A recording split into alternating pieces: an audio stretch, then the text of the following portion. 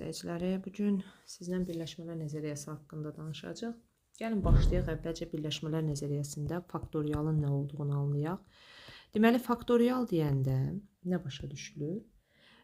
Belə deyək, 1-dən n-ə qədər natural ədədlərin hasilinə biz n faktorial deyirik və bu şəkildə işarə edirik. 1-dən n-ə qədər ədədlərin hasili. Yəni, n faktorial 1-dən n-ə qədər ədədlərin hasilidir. Biz başqa nə deyə bilərik? Məsələn, tutaq ki, deyirəm, 0 faktorialı hesablayın. 0 faktorialın isbatını siz özünüz də verə bilərsiniz, amma ümumi cavab 1-ə bərabərdir. Səbəb nədir? Məsələn, n faktorialı biz necə yaza bilərik? N faktorialı yaza bilərik. N vurulsun, n-1 faktorial. Mümkündür. Və yaxud n faktorialı başqa cür necə yazmaq olar? N faktorialı siz yaza bilərsiniz, n vurulsun, n-1 vur n-2 də yaza bilərsiniz. Amma əgər istəsəz ki, 0 faktorialın 1 olduğunu ispat edəsiniz, burada bax, bu haşiyə aldığım ifadədə n-in yerinə siz 1 yazmaqla bunu ispat edə bilərsiniz. 1 faktorial bərabər 1 vurulsun 0 faktorial. Buradan 0 faktorialı tapanda görəcəksən ki, 1 edir. İndi faktoriala aid gəlin bir neçə suala baxaq. Məsələn, sizə deyə bilərəm ki, 7 faktorial bölünsün, 5 faktorial vurulsun, 2 faktorial sadələşdir. Necə sadələşdirirsiniz?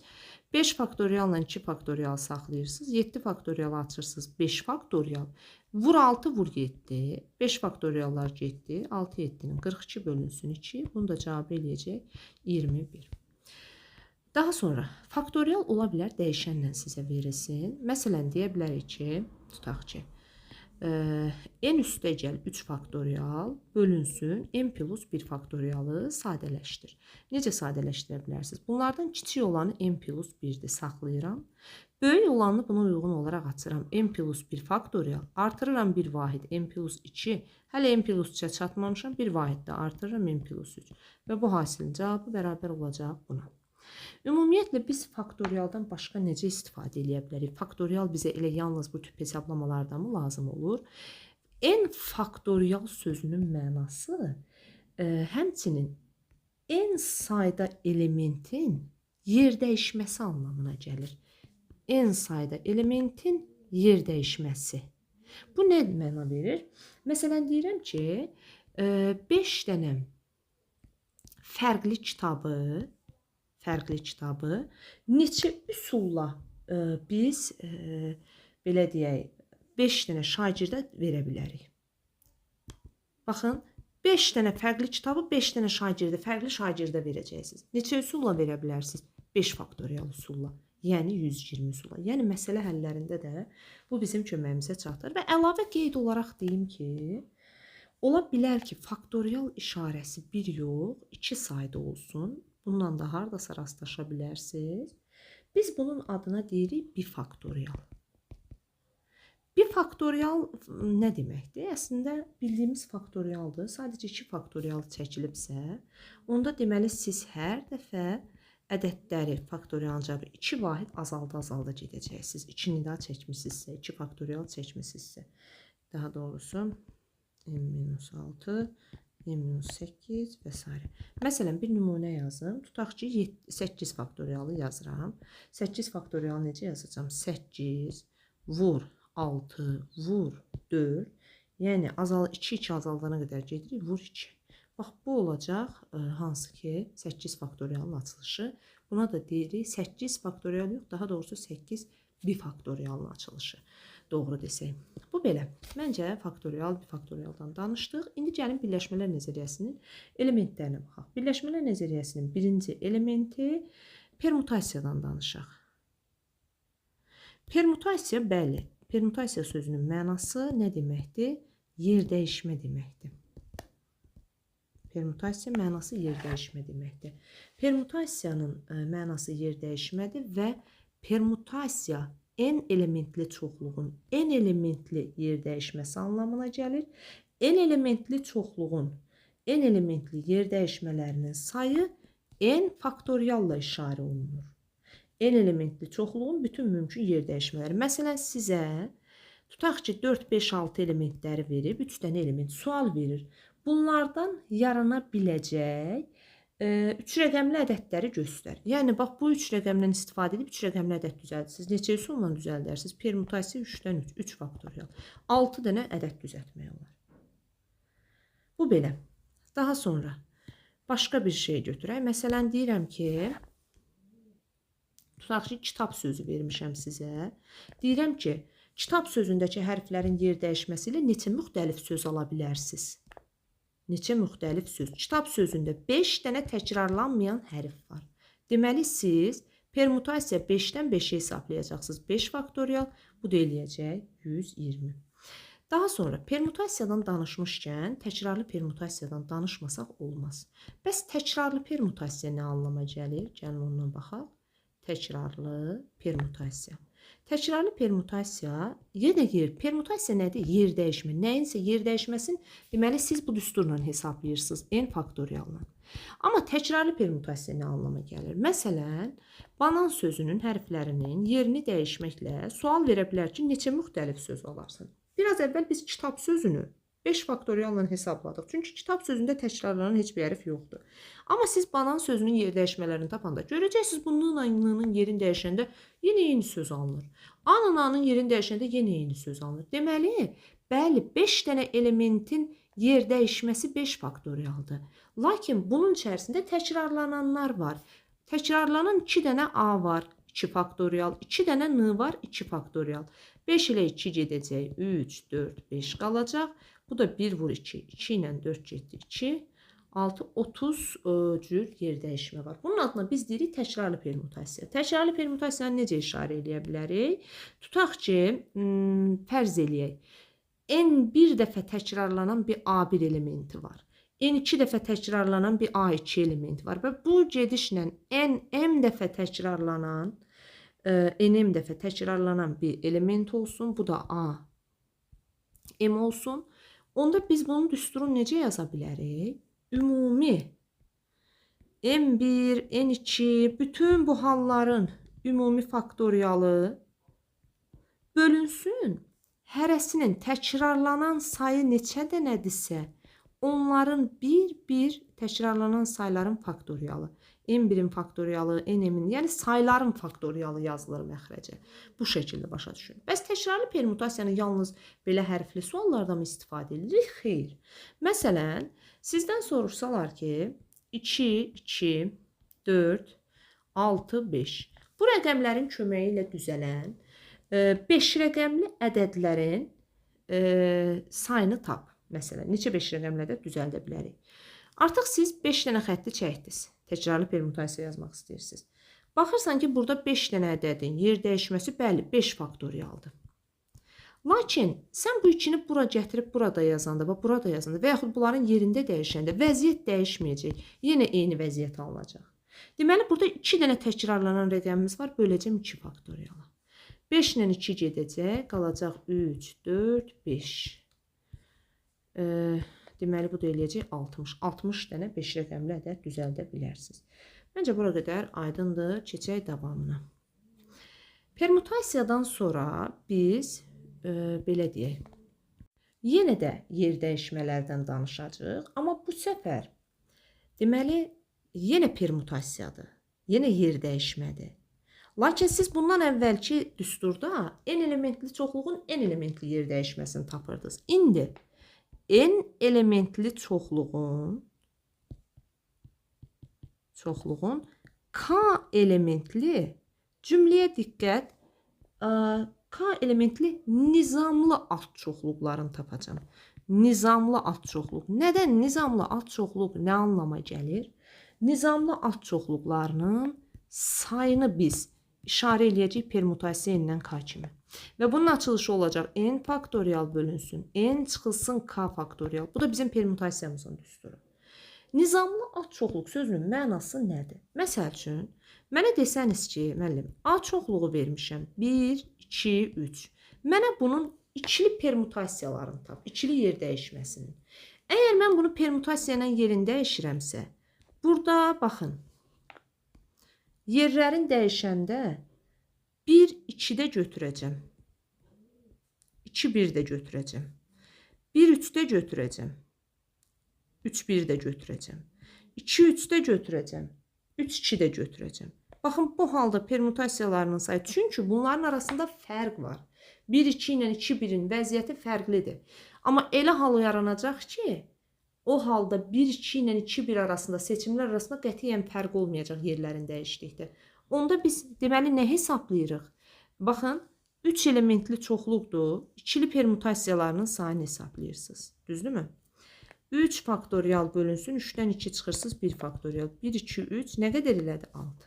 Bax, bu bunu ifadə edir. Permutasiya məsələ həllində də qarşımıza çıxacaq. Bəs permutasiyanı məsələ həllində necə tətbiq eləyərik? Gəlin bir dənə də permutasiya məsələ həll eləyək.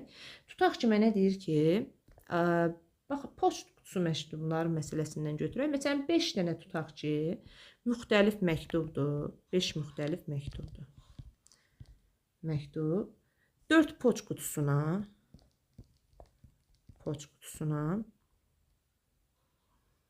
müxtəlif təbii ki burada da.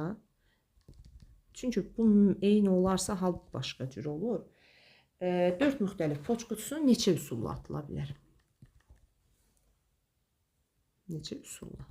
İndi burada da sual eləyə bilərsiniz ki, müəllim, burada bir poçt qutusuna bir məktub atım, bir poçt qutusuna fərqi yoxdur məktubun sayının. Hə, onun məsələyə rolu çoxdur. Əgər sizə desə ki, 5 müxtəlif məktubu 4 müxtəlif poçt qutusuna, hərəsinə, hər qutuya, bax yazıram bunu burada mötərəzədə, hər qutuya bir məktub atmaq şərtini verərsəm əgər, əvvəlcə bunu permutasiya ilə yox, sırf şəkil üzərində həll edeyim. Təsəvvür edin, 4 dənə poçt qutusu var və sizin də əlinizdə 5 dənə məktub var. Birinci məktubu atmaq üçün neçə poçt qutusu var? 4 dənə. Düzdürmü? Artıq məktubu gətirdiniz, tutalım ki, bunu atdınız. Sizin ikinci məktub üçün, baxın, ikinci məktub üçün və yaxud belə də düşünə bilərsiniz. Burada deməli, baxın, birinci qutu üçün, bax, bu birinci qutumuz üçün 5 dənə məktub var. 5 məktubu siz gətirirsiniz, 4 dənə poçt qutusunu atmağa çalışırsınız. Birinci qutuya siz neçə məktub ata bilərsiniz? Təbii ki, 5 dənə məktub, 4 yox, 5 dənə məktubdan birini. Çünki bizim məktub sayımız 5 dənə, mən 4 yazmışdım. Aha, sonra artıq siz birinci qutunu doldurdunuz. Daha siz bu qutuya məktub atan məsəl 5 dənə məktubdan biri bu qutuya keçəcək. İkinci qutu üçün neçə məktub haqqım var? İkinci qutu üçün artıq birini atmışam, axı 4 dənə məktub şansım var. Burada attım. İndi sənin əlində artıq 3 dənə məktub qaldı. Üçüncü qutu üçün artıq sənin 3 dənə məktub haqqın var. Bu belə. Dördüncü qutu üçün artıq sənin, deməli, neçə məktub haqqın var? 2 dənə məktub haqqın var. 2 dənə məktubdan biri keçəcək. Cavab nə qədər eləyəcək? 20, o da 6.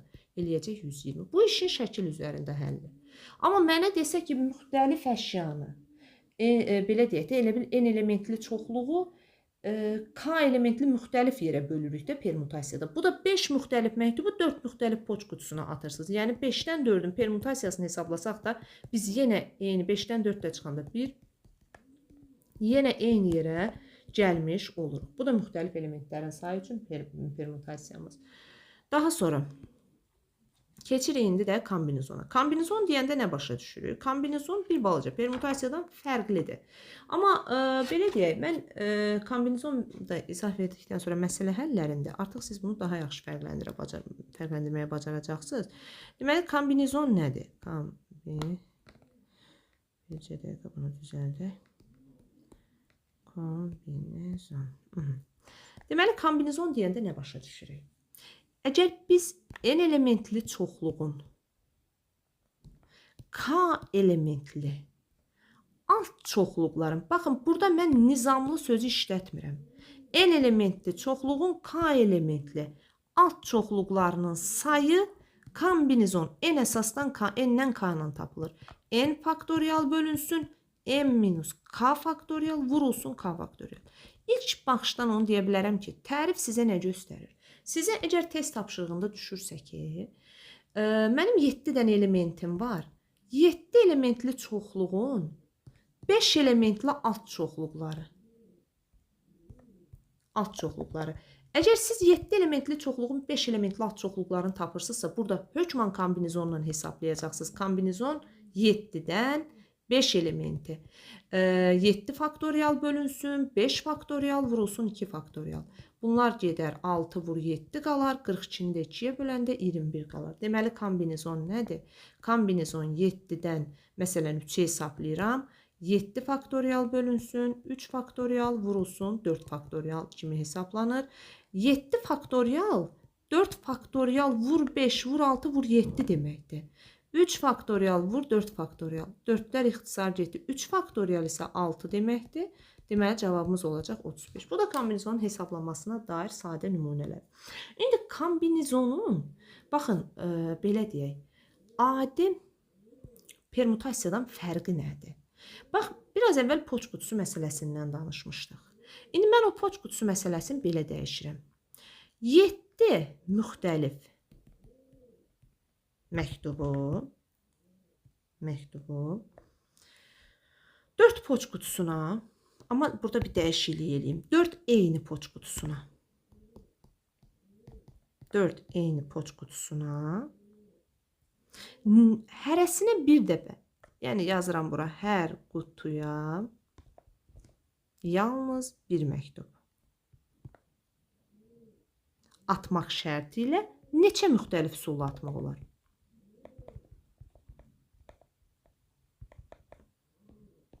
İndi burada bir fərqimiz var. Bəli, bu kombinizon niyə olur? Burasını da gəlin aydınlaşdıraq. Həm belə deyək, şəkil formasını deyəcəm, həm kombinizonla bircə dəqiqə. Baxın, ilk öncə gəlin şəkillə həll edeyim. Bax, tutaq ki, bunlar mənim qutularım.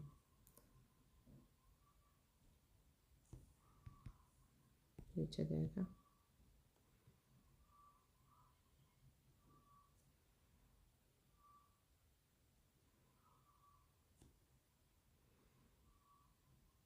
İndi deyəcəksiniz ki, bunun biraz əvvəlki məsələdən fərqi nədir?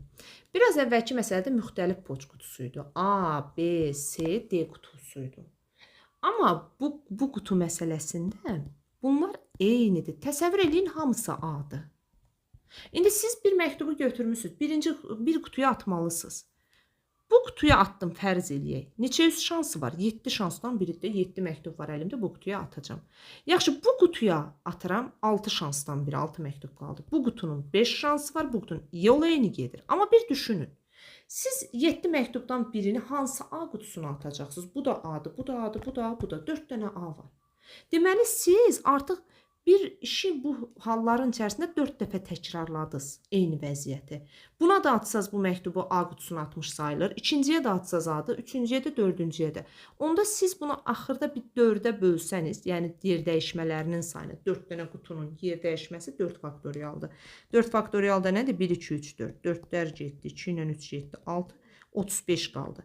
Bu işin şəkil üzrə olan tərəfi. Yaxşı, bəs deyərsiniz ki, mən bu cür həll eləmək istəmirəm. Eyni qutudan söhbət gedir.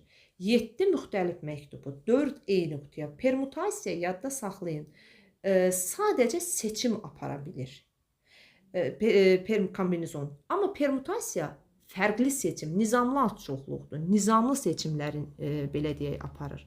Ona görə kombinizon 7-dən neçə dənə məktubdur? 4 dənə məktub hesablasanız 7 faktorial bölünsün, 4 faktorial vurulsun 3 faktorial. Bunlar ixtisar getdi 5, 6, 7.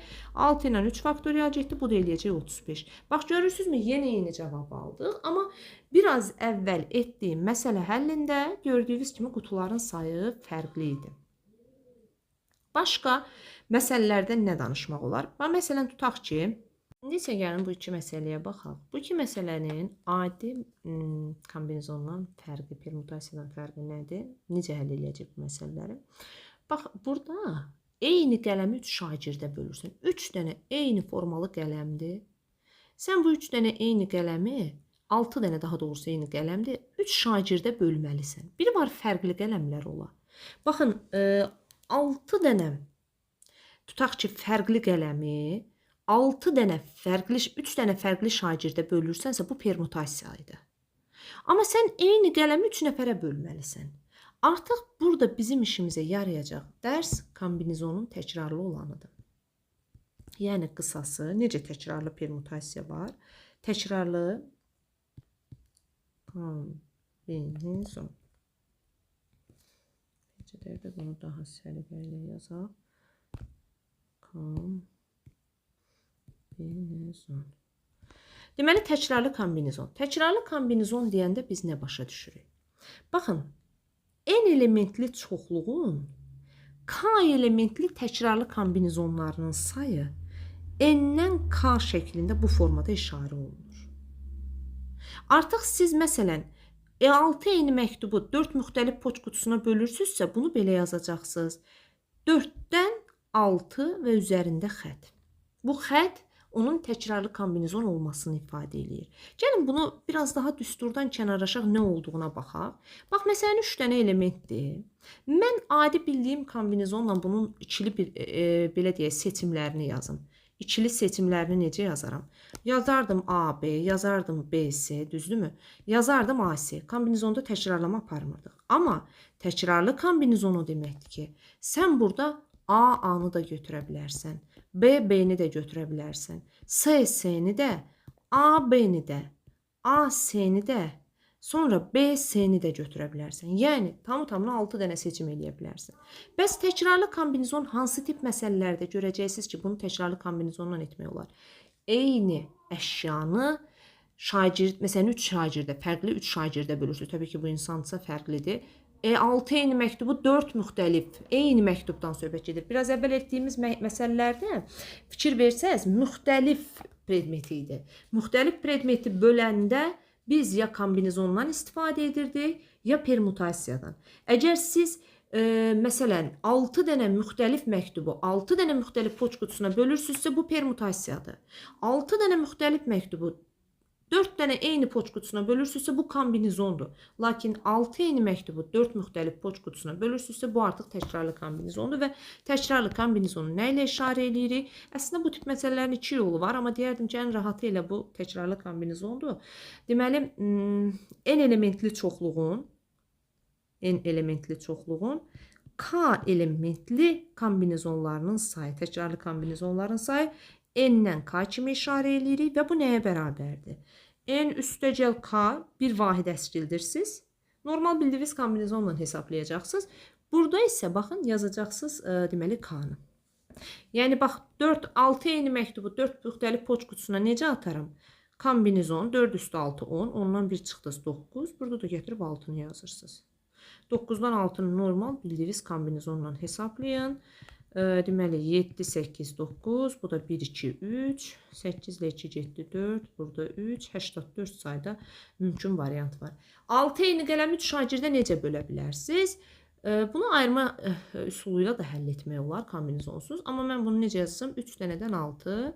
Deməli, kombinezon 9, çıx 1, bir başa yazaq 8. Burada da nə yazacaqsınız? 6. 8 faktorial bölünsün 6 faktorial vurulsun 2 faktorial. 6 ilə getdi 7, 8. 56-nı da 2-yə böləndə 28 üsulla yazmaq olar. Daha sonra gəlin nədən danışaq? Dəyirmi masa məsələlərindən danışaq. Baxın, tutaq ki siz deyirlər ki 6 nəfərin dəyirmi masa ətrafında neçə üsulla əyləşə bilər?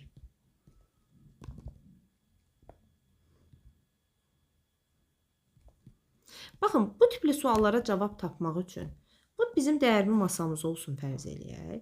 Bax, bu dəyirmi masada fərqi nədir? Bax, bura A-dır, bura B-dir, bura C-dir, bura D-dir, bura Y-dir, bura da F adamdır. Bu dəyirmi masada artıq 6 nəfərin yer dəyişməsini tapmaq istəyirsinizsə, belə deyək, dəyirmi masa ətrafında oturanların sayından bir vahid çıxıb faktoriala yüksəldilir. Bunun mahiyyəti odur ki, siz durub, faktorialını hesablayırıq daha doğrusu, siz durub bunların bir yer dəyişmələrinə baxsanız, burada üst-üstə düşən variant olacaq. O üst-üstə düşən variantı azaltmaq üçün bir vahid əskildirik və bu da eləyəcək 120.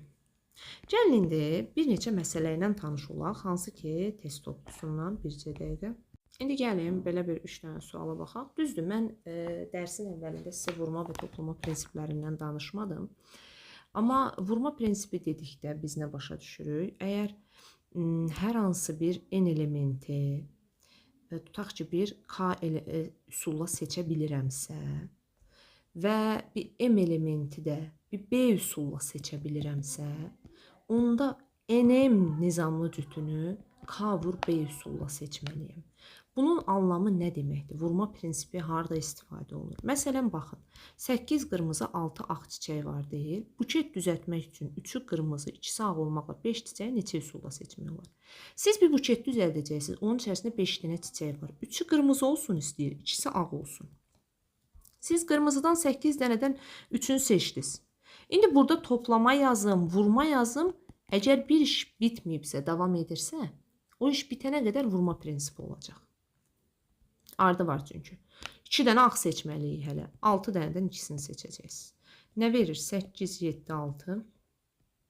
5, 4, 3. 6, 5, 1, 2. Bu da eləyəcək 2, 2. O 4, 7'nin 28 böl 5 burada elədi. Bir dəqiqə baxaq. Deməli, bircə dəqiqə bunu düz hesablamadık. Təzədən bir də hesablayaq, qarışığa düşdü. Deməli, 8, 7, 6, 1, 2, 3 yazmalıydıq. Hə, indi düzdür. 6 vur 5, 1 vur 2. Nə verəcək cavab? 6'lar getdi, bundan bu getdi. 3 qaldı. 8, 7'nin 56 vur 15 sayda seçmək olar üsulla. Gəlin bir başqa məsələyə baxaq. Biz artıq biraz əvvəl poçt qutusu məsələlərindən istifadə etdik. Nə yazır? 9 dənə məktub var. 3 müxtəlif poçt qutusuna deyir, neçə üsulla atmaq olar. Baxın, burada isə nə olacaq? Deməli, 3 müxtəlif məktubdur. Təsəvvür edin, 3 dənə müxtəlif. A məktubu, B məktubu, C məktubu. Və siz bu məktubu 9 dənə poçt qutusu var. 9 dənə təbii ki, poçt qutusu da müxtəlifdir. Buna neçə üsulla ata bilərsiniz? 7, 8 və 9. Biz axı danışdıq ki, poçt qutusu da müxtəlifdirsə, məktub da müxtəlifdirsə, bunu həll edən permutasiyadır. 9 dənə məktubunuz var, 3 poçt qutusuna atırsınız. 9 dənə məktubu 3 poçt qutusuna atmaq üçün, deməli, ən çoxu bir məktub atmaqla. Daha doğrusu 3 məktubu 9 poçt qutusuna atırsınızsa, 9-dan 3'ün 9 faktorial, 6 faktorial, 3 faktorial.